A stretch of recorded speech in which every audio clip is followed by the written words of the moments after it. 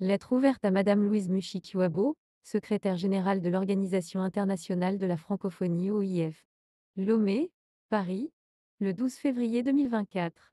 Objet: les OSC réitèrent leur demande que l'OIF se rétracte des conclusions des experts du 16 novembre 2023 sur la fiabilité du fichier électoral togolais.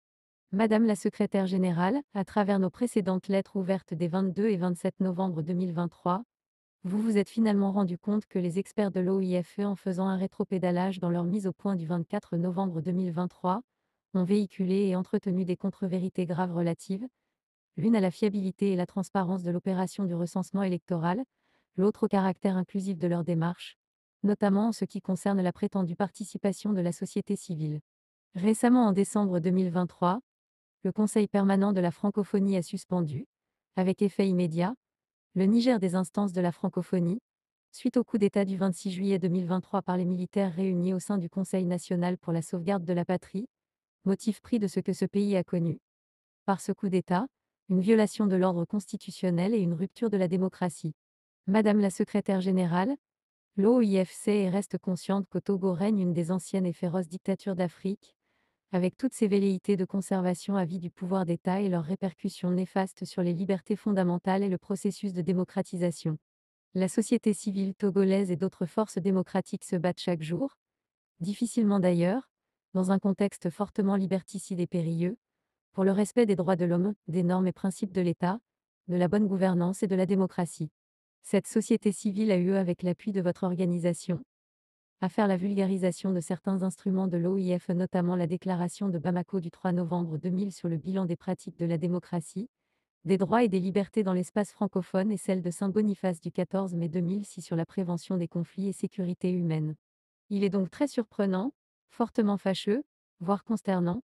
de se rendre compte après coup que par leurs conclusions sur la fiabilité des opérations de recensement et du fichier électoral fortement contesté par les acteurs politiques et de la société civile,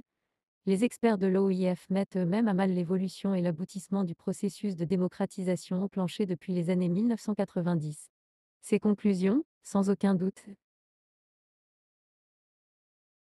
viennent à la sauvette renforcer la dictature au Togo et la tirer d'affaire, au moment où toutes les institutions, notamment le gouvernement, la Cour constitutionnelle, la Commission électorale nationale indépendante, souffrent d'une paralysie et d'un immobilisme du fait de la fin du mandat des députés de l'Assemblée nationale actuelle. Nous vous rappelons que le fichier électoral que vos experts ont déclaré fiable en dépit des nombreuses irrégularités qui ont été relevées dans le cadre de son élaboration, constitue le levier fondamental sur lequel se base la dictature togolaise pour passer en force dans le cadre de l'organisation des élections législatives et régionales au Togo. L'OIF, votre organisation, sert donc sans embâge de levier au maintien de la dictature au Togo, c'est sidérant. Il est inconcevable et inadmissible que l'OIF se mette à défendre, de façon sélective et à géométrie variable, des valeurs démocratiques, pendant qu'elle dénonce et suspend de ses instances l'État du Niger pour raison de coup d'État militaire, elle cautionne curieusement un coup d'État électoral au Togo, alors qu'il s'agit d'une même finalité au bout du compte, l'absence du droit des peuples à disposer d'eux-mêmes, à se donner librement et dignement leurs dirigeants.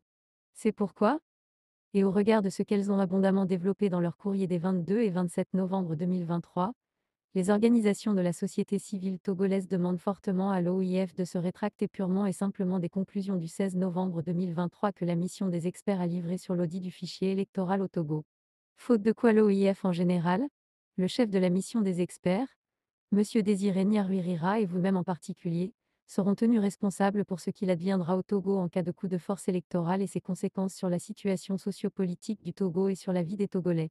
Dans l'attente que le contenu de notre lettre retienne votre bienveillante attention, nous vous prions de croire en l'expression de notre considération distinguée.